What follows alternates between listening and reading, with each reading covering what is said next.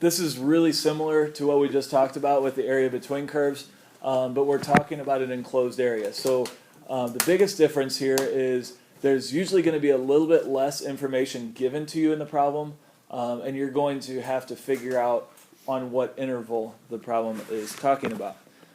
So let me just show you an example here. We want to find the area of the region enclosed by the functions 2 minus x squared and negative x. And that's all I'm going to tell you. Now, you know that we're going to have to take a definite integral here to find an area. You know that we're going to have to take the top or the bigger function minus the smaller function when we take the definite integral. But you don't know two things. You don't know what interval we're talking about. And since we don't know which interval we're talking about, we don't know which function is bigger. So what do you think we should start by doing? What's that? Find where they intersect. Yeah, figure out where they intersect. That would be a good start. And I'm actually going to give you a big help here. I'm going to show you what the picture looks like. So I hope it's obvious to you, but in case it's not, the green function here is 2 minus x squared, and the blue function is negative x. I'm going to save you the time, although this is something you might have to do. You can solve this analytically and figure out where they're equal to each other, and that's going to give us the two intersections. And there's only one enclosed region then that's in this picture, which is where?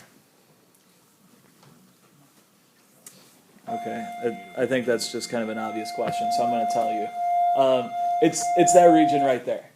So what this question is asking is find that area.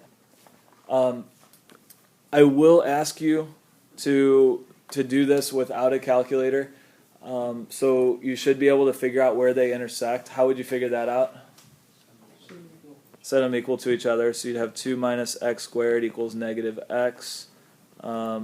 And then set that equal to 0, so you'd have 0 equals x squared minus x minus 2.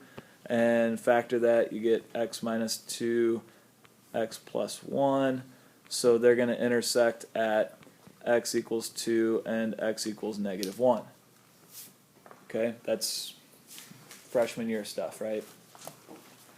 Once we figure out where they intersect, we also need to know which one's bigger. Now, if we're doing this without a calculator, we may not have a precise picture of what this looks like. So what would be one quick way to tell which one's bigger on the interval from negative 1 to 2? Yeah, plug in a point between them. Plug in 0. Put 0 in here, and f of 0 is what? F of 0 is 2. And g of 0 is 0.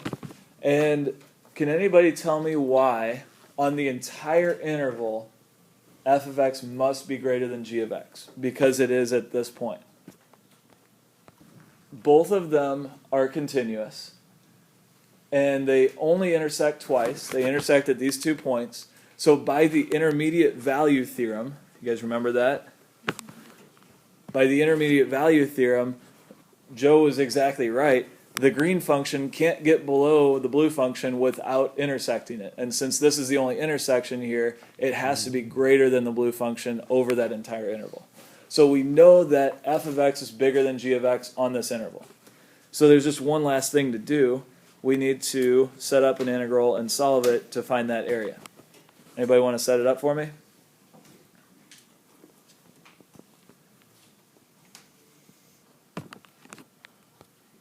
Okay, so we're going to take the big function. I'm going to put a bracket here. 2 minus x squared, that's the big function, minus the small function with respect to x, right? From where to where? Negative 1 to 2. And this one's easy enough to evaluate analytically, I think. The integral of 2 is going to be 2x. The integral of negative x squared is going to be negative 1/3 x cubed. And the integral of plus x is going to be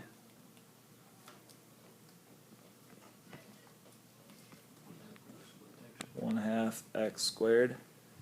We're going to evaluate that whole thing from -1 to 2, and I'm going to leave the rest of the work to you. All right, so you should get 9/2, and as Cole recognized, this is an example straight out of the book. Any questions about this?